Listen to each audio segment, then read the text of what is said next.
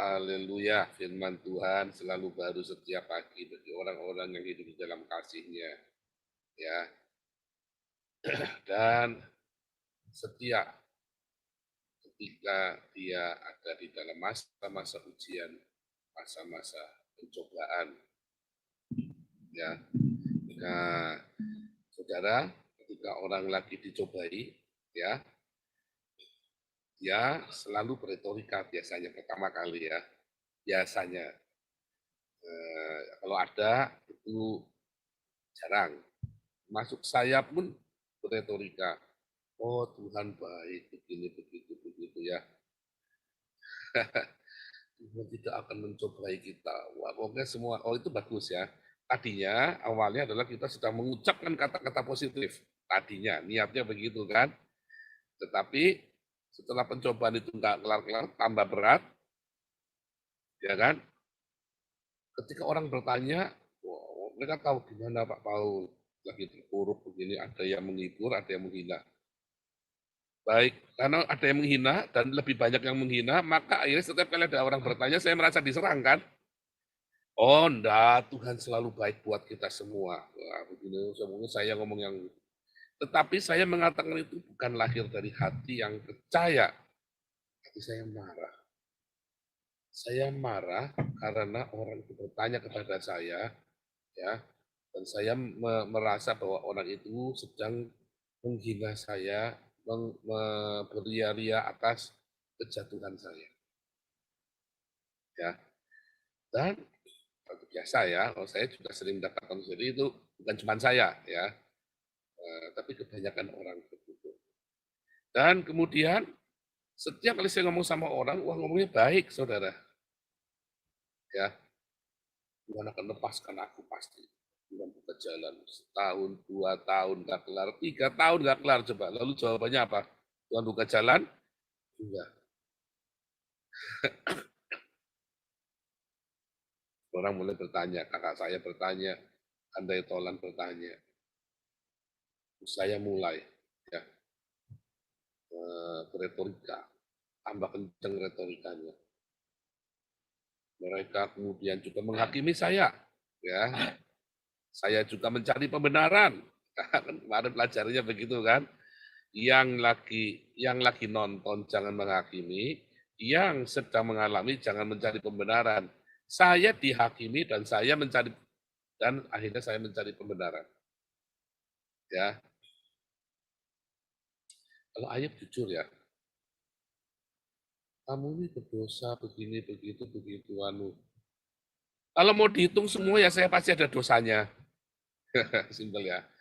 Kalau mau dihitung-hitung ya pasti saya ada cacatnya. Nggak mungkin sempurna. Saya hanya berusaha melakukan yang terbaik. Di selanjutnya terserah Tuhan saja. Intinya kan begitu kan? Ayub ngomong begitu kan. Kalau memang mau saya mau cari penyucian pun nggak bisa. Hanya Tuhan Yesus yang menyucikan saya. Kan begitu kan seharusnya kan. Tapi kan kita jawabnya enggak. Ya, kita mesti pembenaran. Kamu karena berzina, oh enggak. Saya selalu ada keterangannya. Padahal saudara rajin tiap hari mangkal di Alexis. Udah, soalnya hanya mengantar begini. Kalau enggak begitu saya enggak dapat deal apa segala macam. Ya Tuhan nanti bukan jalan caranya. Ya tapi kan nggak bisa begitu. Ya Tuhan kan bekerja dengan cara yang ajaib yang begini-begini. Salah satunya Anda pergi ke Alex untuk entertain customer. Ya, terus Anda juga mencari pembenaran. Ya saya kan bohong. Kalau enggak bohong bagaimana? Maka Tuhan kan bekerja dengan cara yang ajaib. Tuhan akan mengampuni saya. Tuhan kan tahu. Terus Anda mulai bukan cuma bohong, bukan cuma berzina, Anda akhirnya mulai korupsi. Ya kalau tidak begini, karena semuanya melakukan itu kan kita harus cerdik seperti ular, mulus seperti merpati. Sudah nafsirkannya salah, ya kan? Akhirnya dengan segudang pembenaran itu. Kalau Ayub enggak jujur ya. Kalau mau dicari yang saya pasti salah. Kenapa kamu melakukan itu ya? Memang salah. Ya gimana? Kenapa ya? Karena nggak sanggup, saya nggak tahan. Nah, saya ngalami begitu 3 tahun nggak tambah benar, retorika itu tambah kenceng, pembenarannya tambah kenceng, masalahnya tambah kenceng, saudara. Sampai kapan? Sampai Anda jujur sama Tuhan. Tuhan, saya memang brengsek, saya memang dengki, saya serakah, saya tamak Tuhan. Karena buat saya tidak cukup, saya lihat orang lain saya iri Tuhan. Saudara pernah ngalami begitu nggak? Nah, saya ngalami ya, saya ngomong sama Tuhan. Tuhan, saya memang kurang baik Tuhan, memang tidak baik.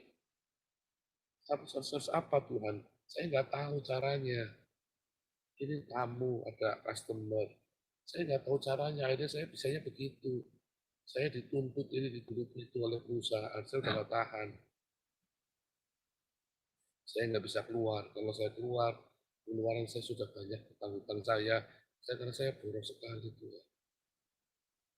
Kalau ini kan enggak kan, oh saya kan butuh mobil karena kan berkat dari Tuhan. Oh, saya kan karena ini. Kalau Anda nggak jujur begitu mencari pembenaran. Tapi kalau Anda mau jujur, iya Tuhan saya serahkan. Seharusnya saya cukup makan satu piring. Tapi saya ingin makannya satu piringnya itu pakai piring bertak-takan kemudian. Saya ingin makan makanan yang luar biasa, makanan para raja. Dan seterusnya, dan seterusnya. Kita nggak mau jujur, saudara. Bahkan di dalam melayani Tuhan, di dalam kehancuran pelayananmu, ya, ketika saya tanya, kamu melayani Tuhan? Iya. Apa jadi? Saya jadi WL, jadi asyir. Oh itu bukan melayani Tuhan. Itu melayani Tuhan, Pak. Itu kan ada di gereja, di rumah Tuhan. Siapa bilang gereja itu rumah Tuhan? Satu, memang mungkin pemahamanmu yang kurang pas. Tetapi kedua, memang kamu tidak jujur sama Tuhan. Kamu mau membenarkan dirimu kepada Tuhan. Apakah masalahnya akan berhenti? Saya jamin tidak akan berhenti. Anda yang sudah bertahun-tahun masalahmu nggak kelar-kelar, nggak selesai-selesai, nggak ikutin tips ini. Datang sama Tuhan. Misalnya Anda terjebak dalam masalah hutang piutang, debt collector konsumtif, ya, konsumtif, ada kredit ini, kredit itu, cicilannya banyak, kredit mobil, itu apa. Tuhan, saya memang serakah. Anda jujur dulu. Saya memang serakah, saya pengen punya mobil, karena saya iri sama adik saya. Karena saya iri sama tetangga. Gengsi Tuhan. Karena saya dihina oleh mertua saya kalau nggak punya mobil Tuhan. Sehingga saya terjebak di dalam buka tutup lubang ini. Cangkul, cangkul, cangkul yang dalam. Gak lubang lagi, cangkul lagi, isi lagi, punya lagi, ambil dari utangan lagi buat nutup yang lama. Makin besar, makin besar. Akhirnya saya tidak bertahan. Saya serahkan, ampuni aku. Kalau sudah minta ampun, bagaimana caranya supaya lepas dari kolektor yang tukang itu, DC-nya mobil, mobilnya kembalikan. Oh ya jangan eman-eman begini begitu. Ya itu karepmu. Lah Anda ingin lepas dari hutang, padahal jawabannya gampang, mobilnya kembalikan, Anda selesai hutangnya. Ya kan? Tapi kita sudah berdarah-darah, sudah begini, sudah begitu. Ya karepmu. Ya Anda mau jujur, mau lepas. Saya dengan murahan Tuhan ya. Akhirnya saya bisa lepas dari hutang-hutang itu yang begitu-begitu ya. Dengan kemurahan Tuhan. Lepas dari semua hutang konsumtif. Nggak punya, ya sudah naik sepeda. Tuhan, saya berdoa, Tuhan kasih mobil, nggak mau utang. Dikasih. Tuhan mau kredit. Ya, kredit aja ya, kalau nggak kita setengah mati. Waktu itu belum punya uang ya, belum ada uang. Sebentar, si saya ngomong, jangan. Kita ngulangi lagi. Karena kredit sini gampang ya. Asal namamu bersih, ya, kredit itu gampang banget di Eropa ini. Karena semua itu bisa kredit. Bahkan untuk mulai usaha, Anda bisa kredit, bisa minta bank. Tanpa jaminan lagi. Ya kan? Tanpa jaminan di awal-awal itu ya, walaupun nggak banyak, tapi bisa. Jangan, akhirnya kita nggak mau ya, kalau jadi. Kita saling mengingatkan di masa lalu. Ya, jadi kalau memang itu, ya, keinginan itu dari Tuhan. Kalau dari Tuhan itu sediakan dananya. Ya kan? Dengan cara yang ajaib. Tanpa saya harus mengemis-kemis. Tanpa harus meminta-minta. Tanpa harus woro-woro. Karena itu untuk pribadi kan. Banyak untuk pribadi. campur maksudnya, kepentingannya kan untuk pribadi dan untuk gereja, untuk penginjilan. Beda kalau unhanger itu kan memang murni untuk penginjilan, kan saya nggak mungkin pakai unhanger buat pribadi. Ya bisa sih kalau saya pindahan rumah apa gotong-gotong, tapi kan jarang. Ini saya pisahkan. Dan dengan cara yang ajaib, Tuhan akan sediakan. Kalau hari ini kamu lagi berat masalah keuangan, gara-gara cicilanmu kebanyakan, kembalikan. Ini hidupmu ringan, enak. Saya berdoa sama Tuhan. Tuhan, aku sekarang nggak punya apa-apa nih Tuhan, untuk kembalikan semua. Tapi nanti tiba-tiba hidupku damai, nggak punya mobil nggak apa-apa. Kalau butuh ya sewa saja rental. Kayak orang Surabaya itu ya. Mau butuh, mau pada diakonia, ya sewa mobil. Pinter dia. Malah di stop ya kemarin sama si siapa itu. Amin Wijaya atau sama siapa ya? Bukan ya, saya lupa waktu itu ceritanya gimana saya lupa ya. Di stop sama pokoknya ada ya di stop, pokoknya di stop. Kok di stop sih? Jangan, tetap jalan, nggak apa-apa. Ya, itu namanya pinter dia cari solusi. Dia hitung biaya diakonianya lebih. Dia sewa mobil, karena kalau pakai motor kan hanya boleh 30, pakai mobil dia boleh bawa 100. Udah dia sewa mobil, dihitung sewa mobil 2 jam, sewanya cuma 75.000. Ya sementara dia dapat 400.000. Ya berani pakai mobil, saudara. Itu namanya pinter. Wah di stop, saya kaget, jangan di stop. Itu namanya cerdik dia, berhikmat. Ya, ya kalau kita yang lakukan pengurus ya tidak bisa semua mau nyewain mobil satu-satu. Ya tidak bisa. Itu ada apa-apa kan kita yang nanggung, resikonya repot. Ya sebenarnya mobil satu saja hilang kita lagi puyeng. Diketawain sama suaminya ibu ketua ya. Karena kan itu yang 50% uang dari beliau kan. Mobilnya hilang malah ketawa itu. Suaminya ibu ketua. Aduh, mobil box bisa ada yang nyuri.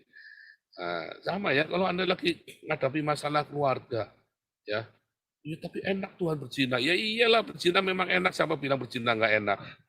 Oh, itu dosa yang paling sulit lepas itu berzina itu. Ya kan, tengking, oh yo, saya minta pengurapan minyak Pak Pendeta supaya tengking, gundul peyang, nggak bisa. Kamu harus jujur, memang nafsumu kegedean, ya, tetapi kamu memang dasarnya cabul dan najis. Masalahnya kan kita nggak mau jujur kan, akuin sama Tuhan. Dia akan menguji segala hatimu. Layani Tuhan, gegeran terus, ya kan? Ya saya difitnah soalnya. Saya pun harus nggak usah, biasa difitnah biasa cekul aja kayak saya. Difitnah kul aja tenang-tenang aja. Akhirnya kan pada nyungkar sendiri kan. Harusnya ini kan yang saya tunjukkan kemarin ini kan sebenarnya pertunjukan gratis. Belajarlah, ikutlah teladanku seperti aku meneladani Kristus. Saya sudah ngalamin itu dulu, saya kalah terus, saya emosi ya. Wah, ada yang saya laporkan polisi segala macam, saudara. Nggak urusan sampai orang ini berbak belur ya. Saya kasih laptop 5 ya. Apa iPad 5 ya. Ke pejabat-pejabat yang bersangkutan. Akhirnya iPad itu waktu itu harganya 8-9 jutaan ya. Gila ya. Tapi dia keluarnya ratusan juta. Saya tahu ya. Karena memang Pak, kurang banyak ini, sana ngasihnya banyaknya enggak apa-apa. Yang penting lebihnya berapa? 300 Pak. Yes, biar enggak apa-apa. Yang penting keluar duit, saya mau bikin dia bapak dulu. Wah, benci banget saya ya. Penuh dengan kebencian. Tapi apakah saya jadi pemenang? Ya enggak lah. Oh, saya waktu itu saya ini ya dengan beberapa hamba Tuhan terkenal lah. Dia nasihatin saya, jangan Paul, jangan urusan polisi, lepaskan saja. Aku saya tanya sama partner saya waktu itu kan, jangan begini-begini. Ya sudah, saya bilang, ini loh, karena masalah begitu. Pokoknya alasannya banyak. Akhirnya dia sedih. Harusnya kamu membimbing anak saya ini, anak angkat saya ini kamu bimbing. Karena kamu jerumuskan. Kita memang masih anak-anak rohani, preman, bekas bandar narkoba. Harusnya kamu bimbing dia, Paul. Kalau kamu ajak mainan begini ya. Dia yang maksa, saya bilang, dia yang maksa. Alasannya banyak. Intinya kan karena saya lemah kan. Ini kan karena saya marah dendam. Itu kan keputusannya sama saya, orang saya yang diruwetin. Ya, ini kita nggak mau jujur. Dalam melayani Tuhan itu kita nggak mau jujur juga. Ya, bacaan pekerjaan kita itu kita nggak mau jujur. Sebenarnya ketika Anda difitnah itu Anda tersinggung, apa Anda apa sebenarnya? Tersinggung nggak? Saya juga tersinggung kalau difitnah. Tak masukkan penjara, saudara, serius. 2 kali ya saya gitu, tak urus ke polisi, tak bayar, saudara. Nah, karena hal itu saya ya, itu kan dulu hampir 10 tahun yang lalu ya, itu ketua sama pak ketua kemarin marah-marah mau lapor polisi. Saya bilang janganlah, nanti waktu kita habis kita urusi begituan, karena saya udah pengalaman begitu dulu ya. Untung Pak Charles mau ngadem-ngademin ya. Pak Charles baik ya. Pak Charles itu orang yang bertumbuh ya. Saya senang sekali dengan Pak Charles. Dari orang preman, beringasan begitu, sampai dia mau ngalah ya. Dihina kayak apa sampai mengalah begitu. Ya memang orangnya begitu ya bagaimana. Memang kalau lagi ngomong ya begitu. Ya, tapi yang penting ada satu hal ya. Dia nggak mau pakai banyak alasan. Oh ya aku salah ya. Iya salah lah. Saya bilang. Nah itu loh, kejujuran itu yang membuat orang bisa cepat berubah. Saya kalau ngomong sama Ana itu ya, kamu tuh kalau nggak ngaku salah, kamu nggak akan berubah loh. Memang dalam hatimu kamu malu, terus kamu diem-diem, ya aku salah, diem-diem, tak ubah. Sulit tuh. Kamu udah mengakui kesalahan itu, terus kamu ubah. Itulah sebabnya kita disuruh mengaku dosa kita. Ya, pendamaian itu dimulai dengan mengaku dosa, mengaku kesalahan. Ada pengakuan, ada pengampunan, ada pertobatan, dan ada pemulihan. Sebenarnya teorinya simple banget, tapi kan Anda nggak mau, Anda mau ngeyel, Anda mau keras-kerasan, ya hancur. Sampai akhirnya Tuhan Anda berkata, iya Tuhan, kayak si Petrus, iya Tuhan, Engkau kan tahu, aku nggak bisa agape, udah terbukti Tuhan, aku ini cuma filio sama kamu, ada pamrihnya Tuhan,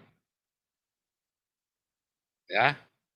Di dalam pencobaan jujur saja sama Tuhan, Tuhan aku marah. Wah, saya kemarin ya, waktu mau berangkat ke Eropa, ada yang fitnah saya lagi ya. Fitnah, ini kurang ajar ya, fitnahnya benar-benar kurang ajar. Ada orang beli bukunya saya, ya, terus itu 600.000 dari Korea ya. Terus ya karena kita banyak sekali pesanan, kita kan tangani sendiri semuanya. Jadi ada yang tidak terkirim, kita tidak ketik lewat. Dia ngejar, di mana ya? Karena kita yakin sudah kirim. Kan sayang kalau kita kirim lagi 600.000 kan. Kita cari dulu ya, kita cari, ya kan. Makanya saya ingat ya waktu itu tak taruh di ini ya, kita kan ada kayak kantor bayangan lah gitu ya. Karena sebetulnya kantor saya kerja di STT ya, saya mengajar di situ ya. Terus ada kantornya saya di situ. Ya, saya punya kantor khusus lah. Nah, saya taruh di situ tapi kok novelnya hilang. Tak cari, soalnya 600.000 kan saya ngirim ke Korea. Ya, aku sampai di broadcast kemana-mana ya, sampai semua orang telepon sama saya. Katanya Pak Paul nipu 600.000 rupiah. Edan ya, nipu 600.000 rupiah nipu. Anda nggak tahu dulu, saya gulung orang sampai miliaran. 600.000. Terus saya bilang sama Tuhan, terus saya marah Tuhan. Itu tersinggung sekali. Rupanya miracle itu kayak saya ya, anak saya itu. Anak saya miracle waktu itu umur berapa mah? 7 tahun ya mah, waktu bilang aku tersinggung. 6 tahun ya. Jadi dia datang ke rumah oma kakaknya papi ya. Terus ya karena kakaknya papi ini kan rajin bersih-bersih. Kalau kita kan nggak bersih-bersih terus, kita kan bersih-bersih pagi sama sore. Nah ini kalau si oma ini dari pagi, pokoknya tiap lihat apa bersih-bersih, lihat apa diambil. Nah terus karena namanya anak kecil dia lagi nonton cetik, terus tiba-tiba rusak begitu kan. Programnya itu nggak tahu kenapa dia salah. Terus si oma ini langsung diambil, sangat mainan. Karena anak kecil kan, ya pikirannya kan sama juga. Anak kalau ada anak kecil pegang remote begitu, anak 6 tahun cetak-cetak, khususnya kan jengkel kan. Terus diambil jangan dia nggak ini nggak marah, jangan buat mainan itu nanti rusak. Padahal anak saya punya barang yang sama, pakai ini ya, pakai stasiun yang sama, barang yang sama, TV-nya sama. Nah dia bisa betulin, anak 6 tahun ini bisa betulin, tapi diambil aja karena nggak sabar kan si oma ini. Terus diambil, anak saya bilang, aku tersinggung. Dia bilang begitu, saya ketawa. Semua tertawa ya. Oh tersinggung kenapa? Iya, kan aku punya barang yang aku bisa. Aku kan bisa benerin. Kenapa diambil? Ya kalau aku tersinggung, saya ketawa ya. Dengan polosnya bilang sama si Oma, aku tersinggung. Kita ngomong sama Tuhan begitu ya Tuhan. Aku marah Tuhan. Boleh, boleh ya. Anda ngomong jujur. Wah saya kalau cerita ini saya mau nangis ya. Kalau cerita ketika saya ngomong sama Tuhan, ketika saya dihancurkan, ketika saya difitnah, ketika saya dicaci maki dipukul Tuhan, aku nggak tahan Tuhan, aku pengen hantam dia Tuhan. Masih emosi, masih panas ya saya ya. Di panasan masa-masa peralihan kan. Tuhan nggak tahan, Tuhan tahu. Nggak tahan aku marah Tuhan. Dengan aku serakah Tuhan, aku dihina-hina waktu itu semua saya udah bersih-bersih, nggak punya apa-apa. Terus saya naiknya motor butut itu ya, dihina ya gara-gara saya naik motor butut ya. Ya karena kita lagi memang lagi masa pemulihan, ya kan tak jualin semua terus saya minta kakak saya, bukan minta kakak saya punya motor, nah sisa satu motor itu motor butut. Nah motor butut itu saya ambil dari kakak saya, karena kakak saya sudah beli motor baru, waktu itu dia nggak punya motor, eh, saya kirim motor dia kan, saya kirim sepeda motor ke kakak saya, terus sepeda motor dikembalikan ke saya, sepeda motor dikembalikan, saya pakai udah butut kan, namanya motor dipakai di Jakarta hancur, saya pakai, waduh, saya dihina-hina karena pakai motor butut, Tuhan, saya malu Tuhan pakai motor butut, saya malu Tuhan gengsi pakai motor butut kemana-mana, jujur aja sama Tuhan, nggak apa-apa, jujur ya terbuka saya ngomong sama Tuhan, Tuhan nanti saya nggak tahu, saya iri Tuhan sama orang itu Tuhan. Saya belajar tentang kejujuran ini dari siapa, saudara? Dari Petrus Agung ya. Ini kapan-kapan saya ceritain ya. Saya dengar contohnya Petrus Agung waktu dia iri sama BBI, sama Betani. Sama Petrus Agung pernah khotbah, dia pernah iri ya. Nanti kapan-kapan saya ceritain lagi ya. Mungkin banyak saudara yang belum dengar. Tuhan saya iri Tuhan. Benar juga ya. Nah hari itu saya mulai belajar ya. Belajar ngomong, Tuhan saya marah, Tuhan saya iri Tuhan. Tuhan, aku tidak bisa menggantikan nafsuku Tuhan. Tolong aku Tuhan. Sudah serahkan sama Tuhan. Jujur sama Tuhan. Ya, karena ujian itu untuk mengeluarkan sifat aslimu, saudara. Jangan malah ditutupin. Anda ngomong, bukan dilakukan ya. Maksudnya, saya marah Tuhan, lalu Anda marah-marahin orangnya. Jangan. Tapi Anda jangan marah, tapi Anda ngadu sama Tuhan. Tuhan, aku marah sekali Tuhan. Aku pengen tak sok, aku pengen hajar itu orang Tuhan. Tuhan, aku pengen cabul sekali Tuhan. Jangan dilakukan, tapi Anda jujur sama Tuhan. Tuhan, aku pikir aku jorok sekali Tuhan. Nanti tiba-tiba Tuhan akan pulihkan kamu. Coba deh praktikan ini. Ya, saya sudah praktek. Itulah sebabnya saya hidupnya berkemenangan. Karena saya jujur sama Tuhan. Tuhan malu Tuhan. Enak ya, Tuhan malu Tuhan. Kemana-mana saya naik motor butut. Nah, selama di Eropa, ya 4 tahun Tuhan kasih saya naik sepeda. Terus dikasih lihat ya, ngomong terus saya pernah naik sepeda. Lihat tuh, orang-orang Belanda nggak ada yang malu. Orang-orang Jerman naik sepeda nggak ada yang malu. Itu Pak Hamid tiap hari naik sepeda. Nggak ada yang malu. Mereka bangga. Bahkan mereka beli sepeda harganya sampai 2.000, 4.000 euro ya. Heran saya sepeda harga 2.000 euro. Luar biasa sekali ya. Ya begitu orang-orang sini tuh bangga kalau naik sepeda ya. Anak-anak muda semua nggak malu pacaran naik sepeda, terus sepedanya di kayak nonton filmnya Gali dan Ratna, masa si kita cinta SMA naik sepeda ke pinggir danau begitu. Karena sini kan banyak danau kan, terus pacaran itu bule-bule begitu. Malah mesra, malah bangga. Nah, jadi diajari sama Tuhan. Haleluya. Jujur ya sama Tuhan. Nanti kamu akan hidup kemenangan. Tuhan Yesus memberkati. Silakan Awe.